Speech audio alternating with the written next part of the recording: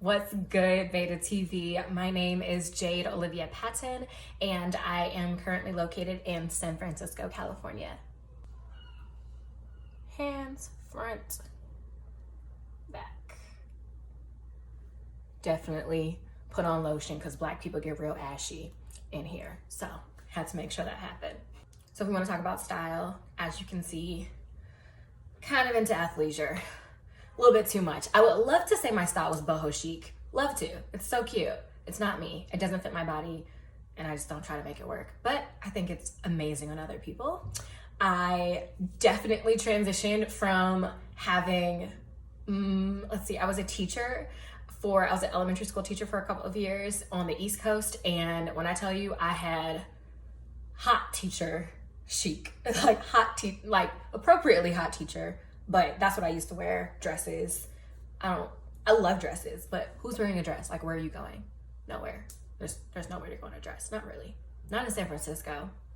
If it was LA, that would be a different story. Anyway, so on to Fabletics. Like, is this sponsored? This is not sponsored. Okay, let me be quiet. I've been to Jamaica a bit too many times, so I love that as a destination. Mexico, who doesn't love going to Mexico? Those are my favorite travel places that are semi-accessible. I guess Jamaica's a little bit out there. I am hardcore into civic duty, responsibilities, voters, rights, and all things like when we all vote, you know what I mean? Like making sure that people vote. I'm really into that, and that's something that I don't need to go into detail about. Super passionate about Black Lives Matter. Again, I was a teacher, an elementary school teacher. I taught in Baltimore City Public Schools, and I miss my babies. As an actress, I absolutely love improv. Anything, everything improv has got my name on it. I also love doing this. I love making videos. Also, what is this little tendril doing in the background? Nothing. Natural black hair. That is all things natural black hair. I mean, I would love if this were mine, but I like to change up my hair because it is an expression of my personality and the season and really my skills and my research ability to find different types of styles. So that is all me. Do we want to talk about Grey's Anatomy? Or is that like really, really, really old? Because I'm a young millennial. Yeah, I'm a young millennial. So when Grey's Anatomy was around, I like wasn't allowed to watch it. Sorry, it's still around, just kidding. When it was coming out, like the shows were current, I wasn't allowed to watch it because I was too young. And now, as a full grown adult, I'm going back and I'm watching it from start to finish. So I'm on season 10. I'm really excited to see what happens next because it's getting stressful. It's also very emotional, but it's great to have when you live by yourself. Okay. You want to know about my name? I'm going to tell you about my name. It's okay if you don't. Just listen. When I was in the 3rd grade, I had an actual middle name, and my first name was just Jade. Just Jade. Now, I got obsessed with the name Olivia. Somehow. Sorry, I'm having trouble connecting to the internet. Shh, be quiet. It looks like a router issue. Okay, so shut up. try restarting it. Unplug the router, wait 10 seconds, then plug it back in. Okay. I said Olivia, not her name.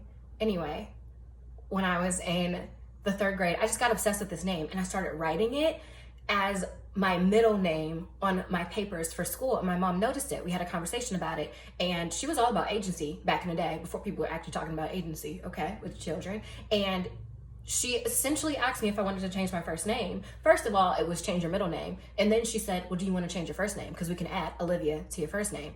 And boom, there it was. We made it legal. Now it's took a couple years, but we made it legal by the time I was in the 8th grade. And ever since, I have been Jade-Olivia. Nobody talks about this, but she's really needy. Like, really needy. I thought she was supposed to be here to help me, but she be causing problems like this when I'm trying to record stuff.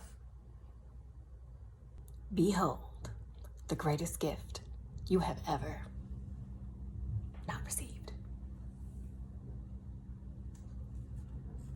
Oh, yeah.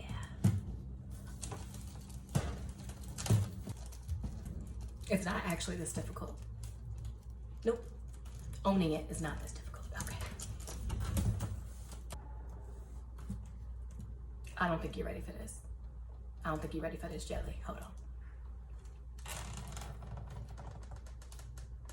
Tell me this is not sexy.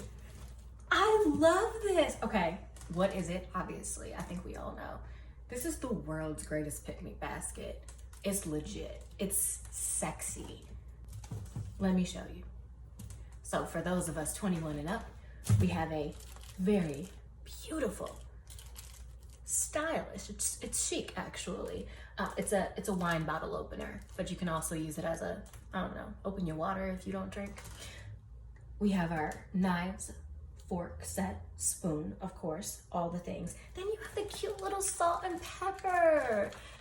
Come on now. If you brought some food to the picnic and you forgot to season it, maybe not you, but maybe your friend, then you can just kindly pull out the salt and pepper and get to shaking. You've got the cutest napkin that matches the interior lining of this basket.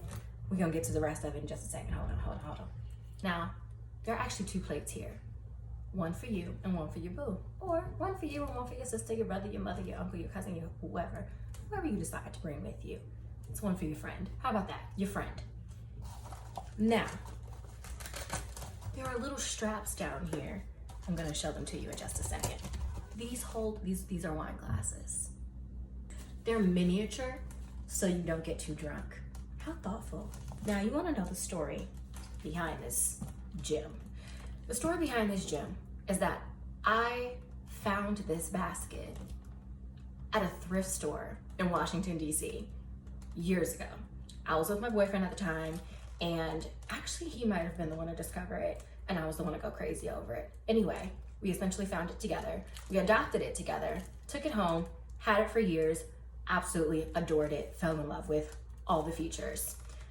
One summer, we go to this wine festival that we had been to a number of times.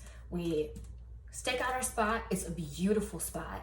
I mean, gorgeous. It's the best, honestly, it's the best spot there. And we just so happen to get it.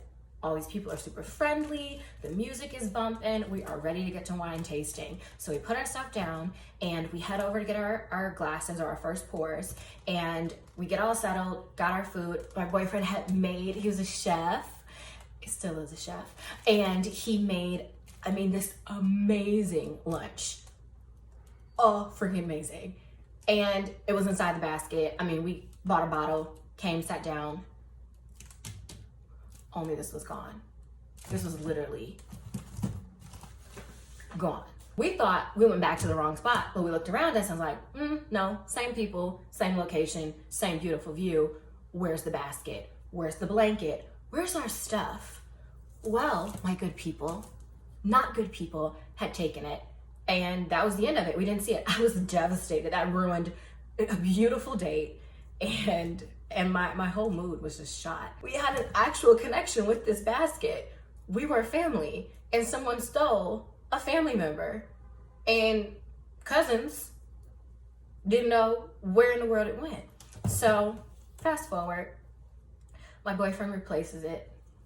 Very sweet. I don't know how he found the same one, but he did, and he got it back. And it felt better later on, and then we broke up. Very sad. It's a lot. I moved out here, and a couple months ago, I received this beauty in the mail as a late birthday gift from my ex-boyfriend. It was very sweet to get me another one because the one that we shared, the second one, was one that he still owns. And it has many uses. You can hide bottles in here when you go to a concert. You can use this really sexy flask and pretend that it's water. And it can be alcohol. Or it can be weed juice. What is it? Weed seltzer? This is not a sponsored video again, but there are products. It's wonderful. You could also take all these things out of here and put a small child in here and carry it like baby Jesus. You could do that too. You could do a lot of things. It could be a nativity scene, honestly. It could be part of a nativity scene. if you like line it the right way, you know, take out all the sharp objects.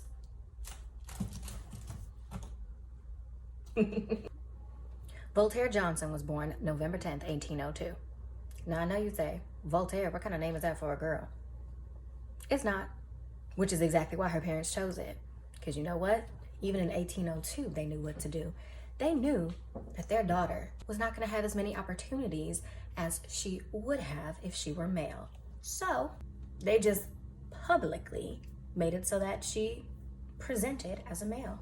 So Voltaire, she takes to science because she loves science. Now, I don't have her product here because this was a long time ago, evidently, right? But the new and improved model of the Vault is what I do have. And I can tell you why and how she derived it and what it does. She understood what was happening with women, and she heard her male counterparts, the ones who were older than her, as she was developing this. She heard them complaining about their wives at home and how they were too tired by the time they got home from work, and all the things that needed to be done with housework and the gardening and just all the things that were a woman's role and responsibility. Voltaire heard these men complaining all the time, and they were her friends. I mean, she liked them to an extent. So she wanted a solution that would help them complain less and contribute to what their wives were experiencing, because honestly, if they were complaining, she would love to hear what the wives actually had to say. I can't tell you the science behind it. I'm not a scientist. I'm gonna leave that to Voltaire. She developed a product that sends this energy, just go with me on this, tranquility, euphoria, and appreciation. Just go with me on it, okay? Now, you may say, hey, that sounds like THC and CBD. Fair, but it's not. It's different. And I'm gonna show you. Pure glass of water. Now watch.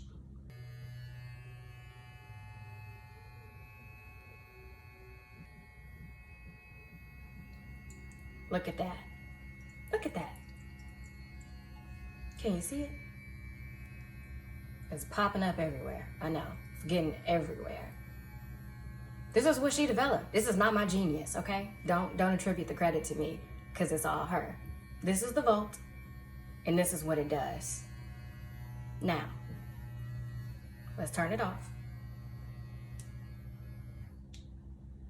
And let's try it.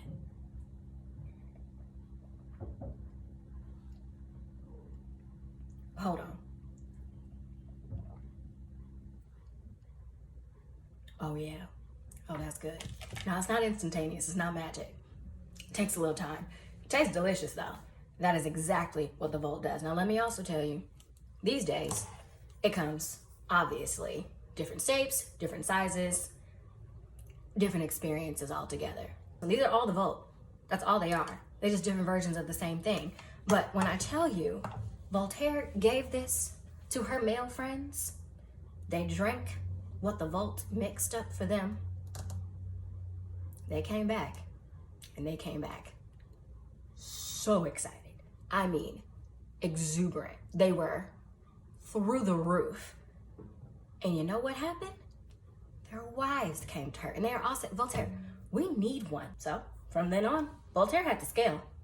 She scaled, and eventually she was selling to the whole World Wide Web of people in her tribe, in her city. And today,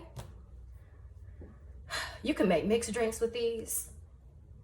Honestly, I've had cocktails with friends.